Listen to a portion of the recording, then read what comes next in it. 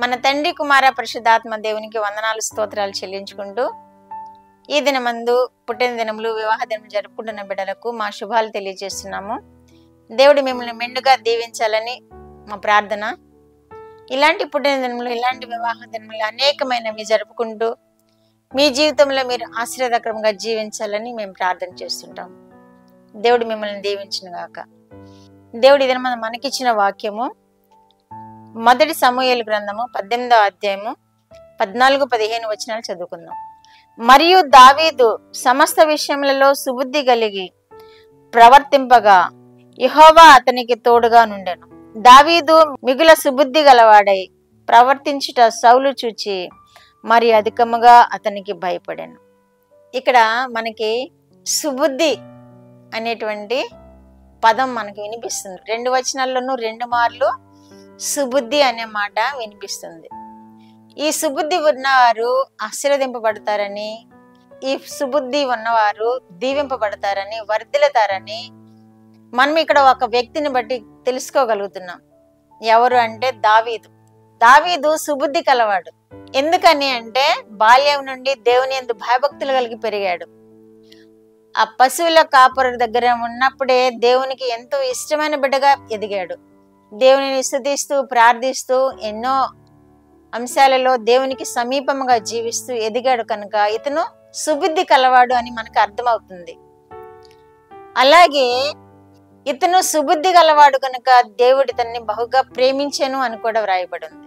నిజంగా అతను సుబుద్ధి కలిగి ఉండడం వల్లనే దేవుని చేత ప్రేమింపబడ్డాడని మనము అర్థం చేసుకోగలుగుతున్నాం. ఎందుకంటే వాక్యం కూడా రాయబడి ఉంది కదా, సుబుద్ధి కలిగి ఉండడం వలన దేవుని చేత అధికముగా ప్రేమించబడ్డాడని మనము వింటున్నాం కదా. కనుక మనము సుబుద్ధి కలిగి ఉండాలి అని వాక్యం ద్వారా మనం అర్థం చేసుకోగలుగుతున్నాం. సుబుద్ధి కలిగి జీవిస్తే మనము దావీదు వలె ఆశీర్వదింపబడతాము, వర్ధిల్లుతాము, అభివృద్ధి చెందుతాము, కొనియాడబడతాము కూడా. సుబుద్ధి అనేది అంత శ్రేష్టమైనది. రెండవదిగా ఏం జరిగిందంటే ఇతనిలో ఉన్న సుబుద్ధిని చూచి సౌలు కూడా ఇతను చూచి భయపడ్డాడు అని వాక్యం తెలియజేయబడుతుంది. ఇతను గొల్యాతును సంహరించిన తర్వాత సౌలు రాజు గొల్యాతును సంహరించిన వాళ్ళకి బహుమతులు ప్రకటించాడు.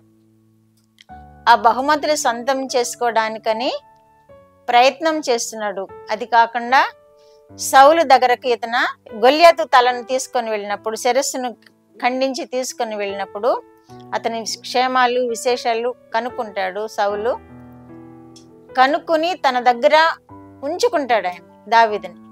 అప్పుడు అతనితో దేవుడు ఉండటం, దేవుని కార్యాలు అతనిలో జరగటం సౌలు చూచాడు. ఆనాటి నుండి సౌలు అతని మీద విషపు చూపు నిలిపాడు అని కూడా రాయబడి ఉంది. సౌలు దావీదుకి భయపడుతూ వస్తున్నాడు. ఎందుకనంటే దేవుడు అతనికి తోడుగా ఉన్నాడని, దేవుని చేత అతను బలమైన వ్యక్తిగా నిలబడ్డాడని, అతనిలో ఉన్న సుబుద్ధిని బట్టి సౌలు భయపడ్డాడని వాక్యంలో రాయబడి ఉంది. కనుక మనలో సుబుద్ధి ఉంటే మనల్ని చూచి కూడా ఇతరులు భయపడే విధముగా మనం ఉండగలుగుతాం. ఆ సుబుద్ధి ఎక్కడ దొరుకుతుంది అంటే దేవునిలోనే సుబుద్ధి దొరుకుతుంది. దేవుని యందు భయభక్తులు కలిగిన వారు సుబుద్ధి కలిగిన వారుగా ఉంటారు. దావీదు దేవుని యందు భయభక్తులు కలిగి ఉన్నాడు కాబట్టి సుబుద్ధి కలిగి ఉన్నట్లుగా మనం వాక్యంలో చూస్తున్నాం. ఆ సుబుద్ధి వల్లనే సౌలు కూడా భయపడినట్లుగా చూస్తున్నాం. ఆ సుబుద్ధి వల్లనే సౌలు తర్వాత రాజుగా చేయబడిన విధానాన్ని కూడా మనం వాక్యాల్లో చూస్తున్నాం. ఈయన రాజుగా బహుశ్రేష్టమైన పరిపాలన చేసినట్లుగా కూడా మనం వాక్యాల్లో చూస్తున్నాం. ఈ దావీదు సుబుద్ధి వలన శ్రేష్టమైన స్థితిని కలిగి ఉన్నాడు, ధనధాన్యాలను కలిగి ఉన్నాడు.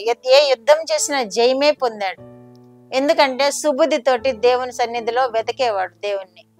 అందుకనే దేవుడు తన ముందుగా నడిచి దేవుడే ఇతని పట్ల కార్యాలు జరిగిస్తూ ఉండేవాడు. యుద్ధం యెహోవాదే అనేవాడు.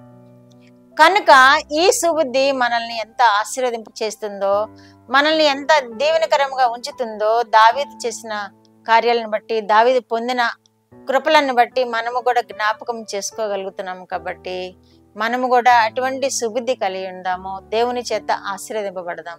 ప్రార్థన. మా దేవ, మా ప్రియ పరలోక ప్రభువా, మీ పరిశుద్ధ పాదములకు వందనాలు, స్తోత్రాలు.